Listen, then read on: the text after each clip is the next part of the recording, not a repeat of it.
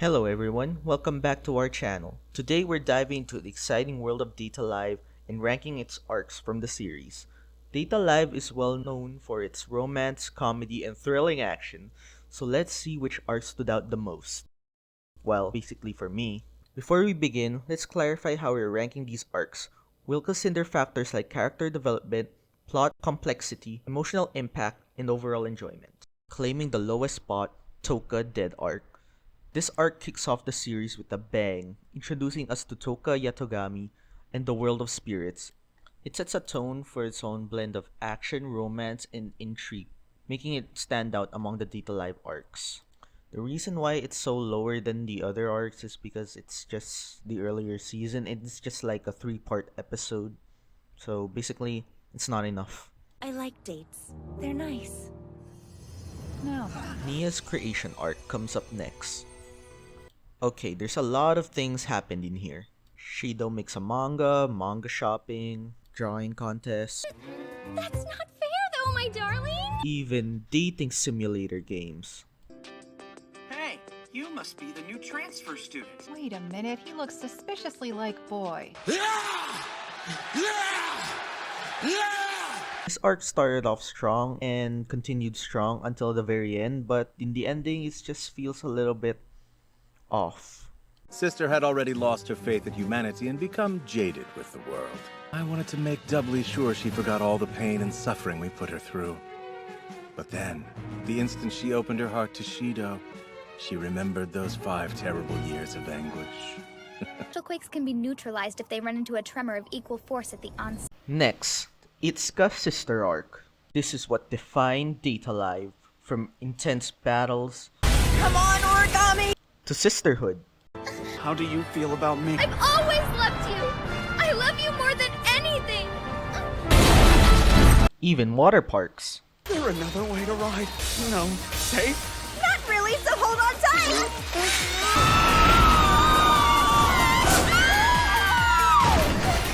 And my personal favorite, Thank you. One more, please. I don't want to risk injecting more. But it would help the date with Big Bro. Please, Reina. This might be my last chance to see him. the Yamai Tempest Arc. Twin siblings fighting over who will be the true Yamai arc was so good.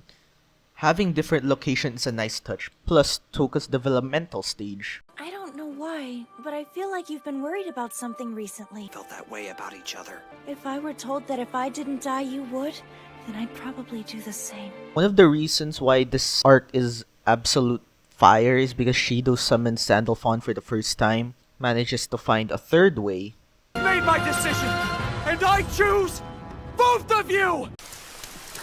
the Yoshino Puppet Arc, an amazing introduction to the hermit known as Yoshino. This is also one of the times when Shido was actually being a nice person, plus the additional sign of violence versus peace. I'm scared. I freeze up. I can't think, or move, or speak, except stand there hoping someone will save me. Truth is, I'm nothing like Yoshinon. When I'm in danger, she's right there by my side. That's why I won't fight.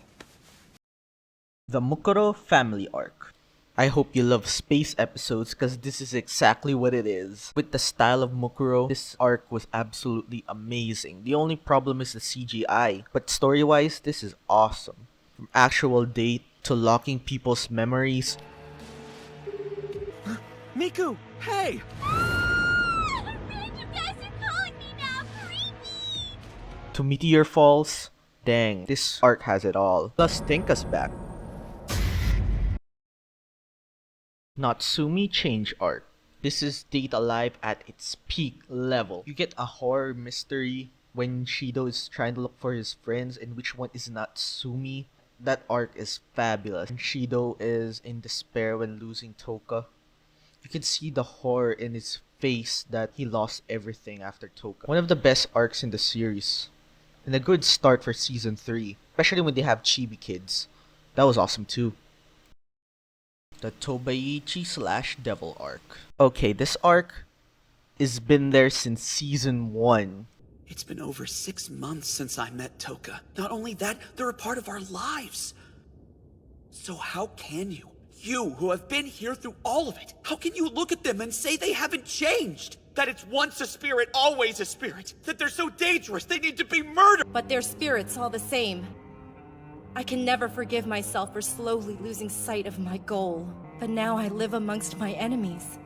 I've been so weak. This is the arc that changed everything. Since season 1, Origami Tobaichi is living with spirits. But in season 3, she takes on the spirits herself. Eventually loses to Tohka. But sooner or later, she becomes a spirit herself. To find Kurumi, travels back to the past, and finds out that she was the one who killed her parents. I'll kill you. I swear that I will. What a tragic, twisted story this is. She went back to her own time. Shido tries to seal her, but eventually, it cannot be done. Kurumi goes out and sends Shido back 5 years ago in order to find out what happened to Origami. Shido finds young Origami and mends with him. That's why he has a connection with her in the future. Also in this timeline, Shido can't go back without Kurumi, so he looks for a young version of Kurumi, which is the best version of her. Hey there, baby girl. Let's get married, my honey. I wish you the best of luck, stranger. Finds an old familiar friend. After that, Shido tries to stop Origami from killing her parents, who eventually kills himself. I did it. He survives, but in a new timeline though. The only thing that changes within this timeline is that Origami, instead of becoming an AST member, quits and becomes devil, and has a split personality once she sees spirits. Aiden! No, Kurumi! And Shield tries to seal her and eventually does in the end. Also, this timeline opens up for a future arc for Kurumi, which I will explain soon. Kurumi Killer Ragnarok.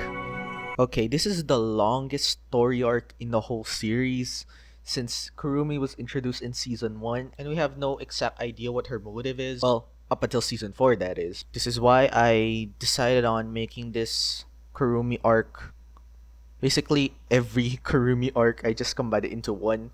As a young girl, Kurumi always helps the elderly, helping children in need. That's why she's my favorite though. Now. Kurumi was taken by Mio's wing and eventually was given powers of Zafkiel. During that time, Kurumi thought she was helping by saving the world. Mio took advantage of her kind-heartedness until she finds out she accidentally killed her best friend Sawa. Kurumi was the first person to avoid inversion using the power of Zafkiel. But eventually Mio erases her memories, explained by Kurumi that she used Zafkiel to remember. It's all thanks to Zafkiel. After that day, Kurumi vowed to kill the Spirit of Origin. At some point, Kurumi meets up with Phantom and tells him about a boy who can absorb all kinds of spirit power, which intrigues Kurumi, starting the Season 1 arc. Kurumi's arc in Season 1 was nothing but to devour Shido, or at least Shido giving his power to Kurumi in order to kill the Spirit of Origin. From fight scenes to dates to unique style of justice, this was one of the best Kurumi arcs until Season 4. In Season 2, it's teased that Kurumi is looking for the first spirit, which leads us to Season 4. In Season 4, Kurumi breaks out Nia, gathers all the intel about the Spirit of Origin using Raziel, and having a date battle against Shido. The winner will get all the spirit power, for him or herself. This arc takes a drastic turn after Shido dies in the hands of Ellen.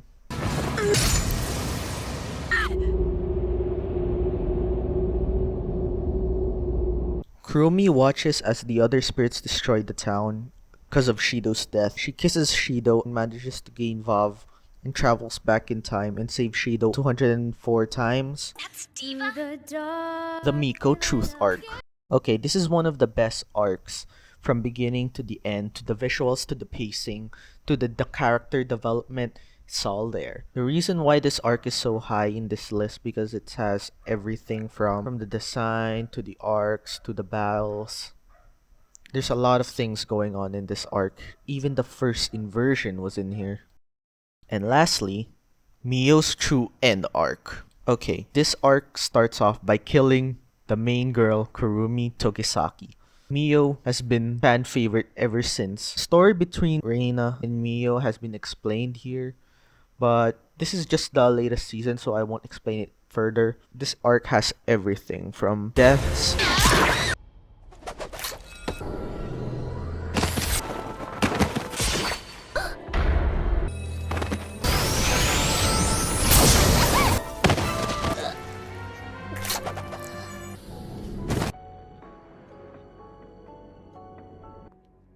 to hype moments and even sad moments. This arc is what defined Data Live since the first season.